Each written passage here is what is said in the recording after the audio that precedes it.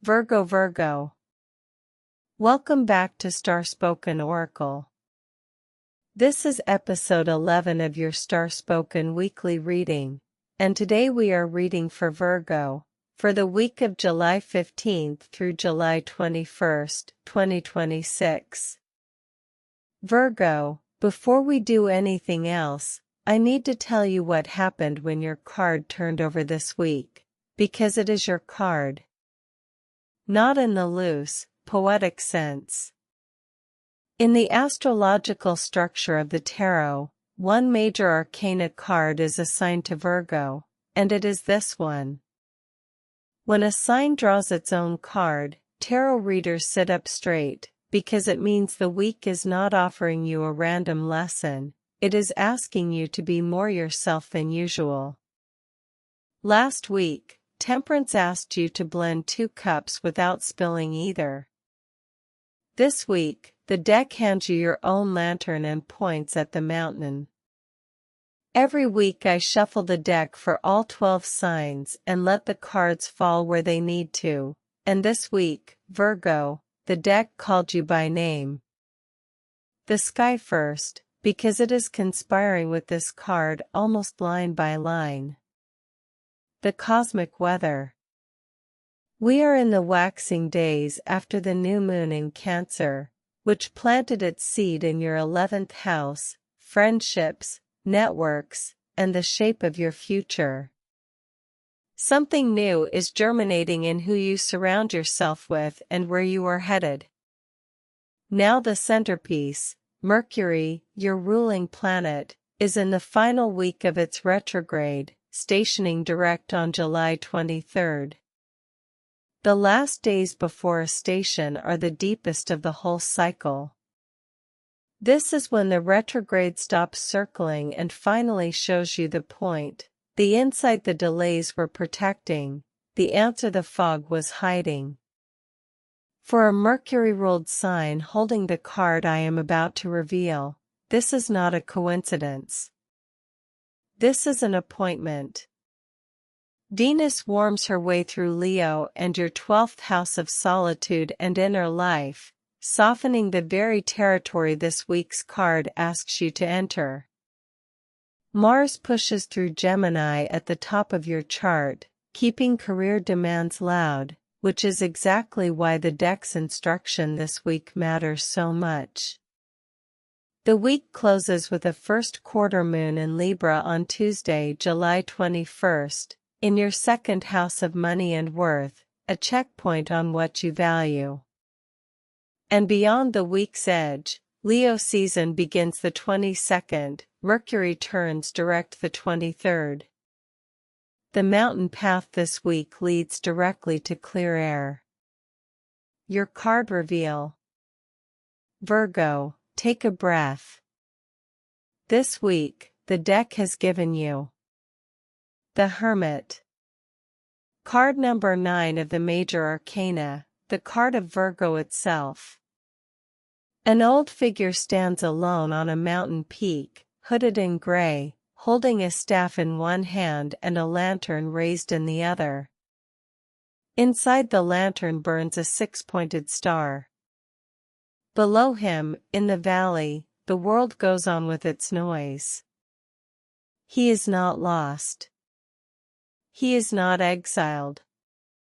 He climbed there on purpose, because there are answers that can only be heard at altitude, in silence, by one person at a time. What the Hermit means for you. Here is the message, Virgo, and I will say it as plainly as the card does. This week, the answer you have been asking everyone for is waiting in the one place you haven't looked, silence. You have spent 3 weeks of retrograde gathering information the way only Virgo can, researching, asking, comparing, refining. That work was real. But the final week of your ruler's retrograde does not want more input. It wants processing depth. The Hermit appears when the next insight cannot come from another article, another opinion, another conversation, when it can only come from you, alone, with the lantern held up to what you already know. Notice the lantern. The hermit does not carry a floodlight that shows the whole mountain. The star in the lantern lights the next few steps, no more. That is the retrograde's closing gift to you, not the entire 5-year plan. Virgo would love the entire 5-year plan, but the next honest step, seen clearly. One step, fully lit, is worth more than a map you can't trust. And notice what the hermit is not. He is not hiding. He is not sulking. He is not the Four of Swords, resting because he is depleted. He withdraws with purpose, the way a scientist closes the lab door. The world below, Mars hammering away at your career house, the group chats, the requests, will still be there when you come down. But this week has a non-negotiable at its center, one deliberate withdrawal, long enough for your own voice to finish a sentence. Areas of life. In love, solitude is not a threat to connection this week, it is the path back to it. If you are in a relationship, claim your hour of quiet without guilt, and you will return warmer, more patient, more present. Explain it as filling the lantern, because that is what it is. The retrograde's final days may also bring one clarifying realization about what you actually need from partnership. Receive it without immediately turning it into a project. If you are single, pause the searching for 1 week. The hermit's paradox is famous. The lantern on the mountain is visible from the whole valley. The moment you genuinely stop performing availability, you become magnetic. In work and career, Mars in your 10th house has demand stacked to the ceiling, and precisely because of that, your competitive advantage this week is depth. Take the hardest problem on your desk, decline the meetings that can be declined, and go into the tunnel with it. Your best solution of the month arrives in solitary concentration, likely between Thursday and Saturday. Share it after Mercury turns direct. Announced too early, it will be misheard. In money, the retrograde audit reaches its final page. Sit alone with the numbers once this week, no apps chirping, no advice, just you and the actual figures. The hermit's lantern is merciless and kind at once. One expense reveals itself as finished, one resource reveals itself as underused. Tuesday's first quarter moon in your money house is the natural deadline for that session. In health, the prescription is literal, silence as medicine. Your nervous system, Mercury wired, currently retrograde frayed, repairs itself in quiet the way muscle repairs in sleep. One walk without your phone. One meal without a screen. 10 minutes a day where nothing is incoming. Watch how much deeper you sleep by the weekend. Your week, day by day.